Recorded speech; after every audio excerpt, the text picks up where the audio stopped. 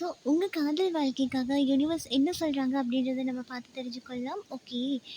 So என்ன சொல்றாங்க அப்படின்னா, ஓகே இந்த காதல்ல வந்து உங்களுக்கு கண்டிப்பா ஒரு பிரேக் அப்படின்ற ஒரு விஷயம் வந்து தேவை. ஓகே. நீங்க எந்த அளவுக்கு பிரேக் எடுத்துக்கொள்றீங்களோ, அந்த அளவுக்கு இந்த காதல வந்து புதுசா புதுப்பிச்சு வந்து எடுத்துக்கொள்ளலாம். ஓகே. இப்போ நீங்க வந்து பிரேக் விடுறீங்க, இல்ல உங்க நபர் வந்து உங்க கூட தொடர்புலயே இல்ல அப்படின்னா கூட, நீங்க கவலைப்பட தேவை கிடையாது. ஏன்னா, இங்க நீங்க விலகி நிக்கும்போது தான் உங்களுக்கு இந்த காதல பொறுத்தும், உங்களோட தனிப்பட்ட வாழ்க்கைய பொறுத்தும் ஒரு சில விஷயங்கள் என்ன நடக்குது அப்படின்றதுல ஒரு தெளிவு வரும். ஏன்னா, இப்போ இருக்கக்கூடிய சந்தர்ப்பத்தில இந்த நபர்கள் கூட நீங்க ட்ராவல் பண்றீங்க அப்படின்னா கூட, ஏதோ நீங்க வந்து உங்கள கண்ட்ரோல் பண்ணிட்டு ஒரு கட்டுப்பாடுக்குள்ள வச்சுண்டு, என்னால முடியல, இருந்தாலுமே நான் இவங்கள காதலிக்கிறேன்.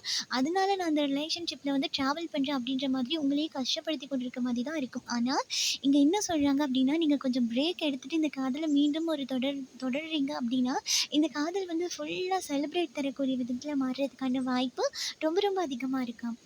ஸோ, அதே மாதிரி இப்போ இருக்கக்கூடிய காலகட்டத்தில வந்து நீங்க உங்க வாழ்க்கைக்காக என்ன ஸ்டெப் எடுக்கணும் அப்படின்றத யோசிச்சாலே போதும். அப்படி இல்ல அப்படின்னா, நீங்க ரொம்ப டிப்ரஷனா இருக்கீங்க, ரொம்பவே மனசுக்கு கஷ்டமா ஃபீல் பண்ற சந்தர்ப்பம் தான் இப்போ கரண்ட்லி இருக்கிறது வந்து ரொம்பவே அதிகமா இருக்கு. ஓகே.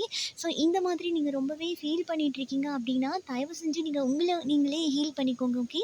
ஏன்னா இங்க உங்க நபர்கள் வந்து எங்கவும் கடந்து போக கிடையாது. ஓகேயா?